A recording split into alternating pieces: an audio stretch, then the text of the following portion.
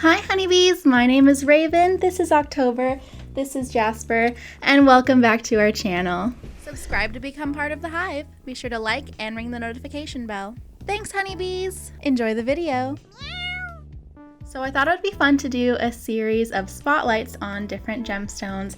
I personally have a lot in my collection, and there's tons that I don't have that I would love to learn about, and what better way to learn about something than researching it and then making my own video.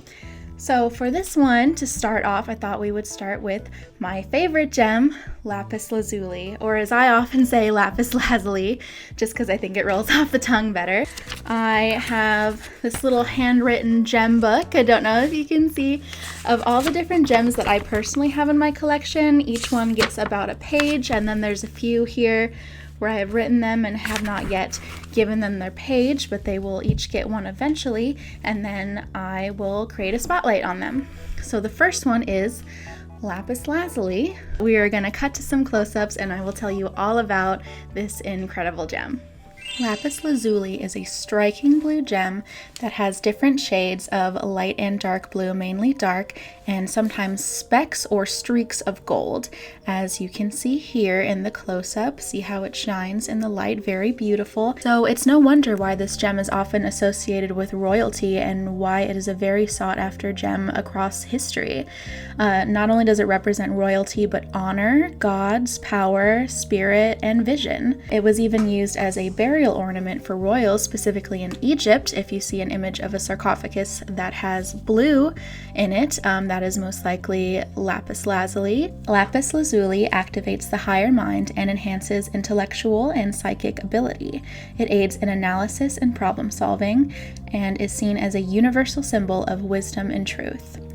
Lapis stimulates good judgment, desire for knowledge, truth, and understanding. Lapis lazuli's properties is interpreted differently across many different cultures, but they're all in a very positive and somewhat similar way. There's definitely some crossover there. In the Old Testament, lapis was referenced actually as sapphire, which in this clip here, I'm holding up a lapis lazuli stud earring next to a sapphire stud earring, both of which are very striking, beautiful blue gems. So we can see how that can be easily mixed up, especially before tumbling and shining gemstones was a thing.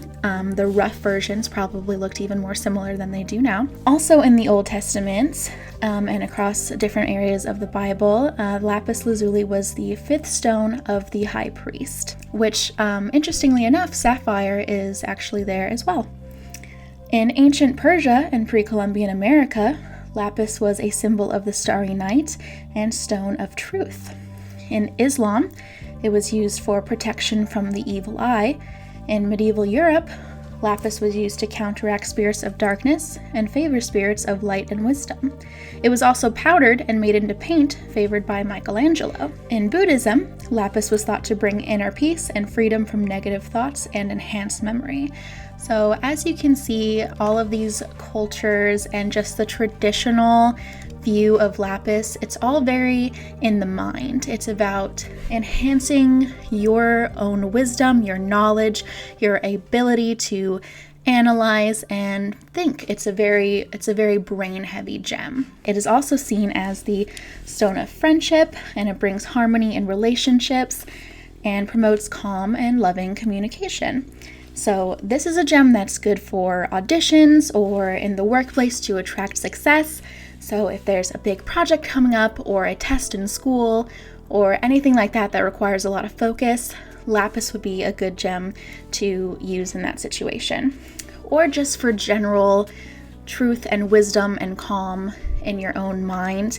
It was also thought to alleviate insomnia, calm your brain, focus on the task at hand, sleep, or focus on the task at hand, work. So it's really kind of good in all situations. Communication with not just others, but yourself as well, and bring yourself confidence. I would recommend lapis lazuli really for anybody, for any situation. You don't really need to be going after a certain success or task to introduce it into your life.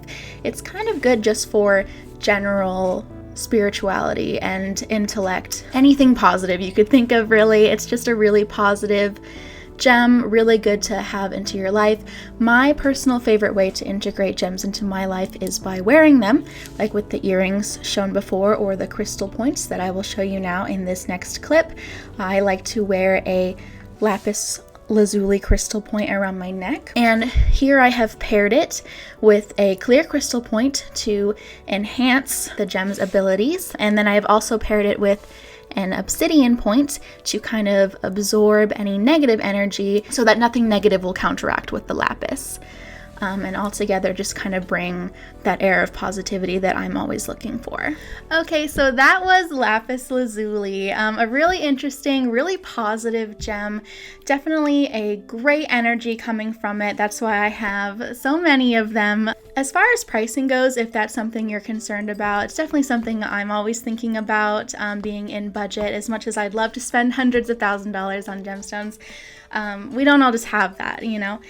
So lapis is a little bit on the higher end of the scale, but smaller pieces like I have here, and this crystal point, which is actually pretty decent size, it's actually not that expensive. You can get a pretty good size lapis for between about $20 and $30 depending on where you go. And then there are more expensive ones that are a little more rare. This one specifically, this little egg-shaped one, was the most expensive one in my collection. It's about $60 because it was special from, I believe, Afghanistan.